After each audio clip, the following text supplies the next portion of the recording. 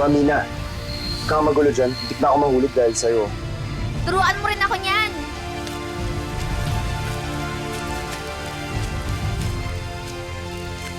Almiro, sino kinakausap mo? Wala. May ibon lang.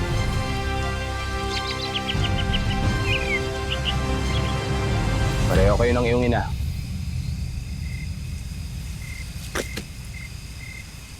Nakausap din niya ang mga ibon. Simulan natin ang ating ensayo. Gusto ko matunan mo paano gamitin ito. Yan ang armas sa mga taong ibon. Ang sumpit.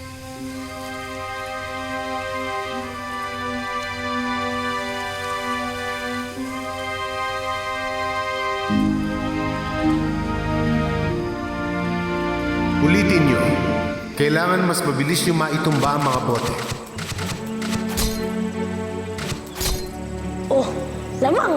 Ako naman nanalo niyan. Wala ka na. Sige. Sige. Oh, paano ba yan? Lamang na ako. Oh, paano ba yan? Panalo na ako. Kalahati naman eh. Wala naman akong binatbat sa'yo. Wala ka lang sa ensayo. Sabi ni Panabon, kailangan natin maging mas mabilis. Sapa, tayo mo. Sige. Tayo mo na. Tayo mo na. Ikaw talo eh. Dati na nanalo siya. Ihipa mo lang yung sumpit. Naalala ko na. Naalala ko na kung paano gamitin to, Aramis. May nagturo sa akin. Si Panabon. Kasama ko mag-ensayo dati si Pagaspas. Si Pagaspas, ang anak-anakan ni Nanay Lourdes. Kaibigan ko siya. Kami lagi yun naunguna nun sa mga pagsasanay. Kaibigan ko sila nila Anya.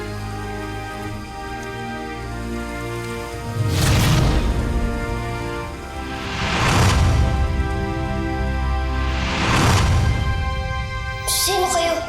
Ako si Pagas.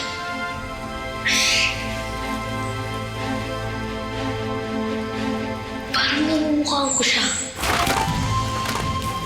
Kailangan na natin mga ayos dito, Almiro!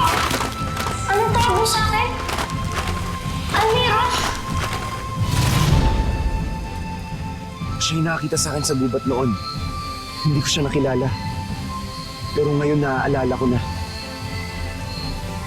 Mga kaibigan ko sila. Kumusta na kaya sila? Naalala rin kaya nila ako. Mabuti na lang at mababaw lang ang pagkakasaksak sa'yo ni Siklab. Ngunit kailangan pa rin nating paampatin ng pagdurugo. Makakatulong tong mga halamang gamot. Sila Wiswis. Kailangan ako nila Wiswis. Gas, hindi mo pa kaya. Masyado ka pang mahina. Magpahinga ka na lang muna. Kung gusto mo sumama ka sa akin sa mga taguba, baka matulungan ka nila. Salamat, Anya. Ngunit kaya ko na. Kailangan ko nang puntahan sila Wiswis. Maraming salamat.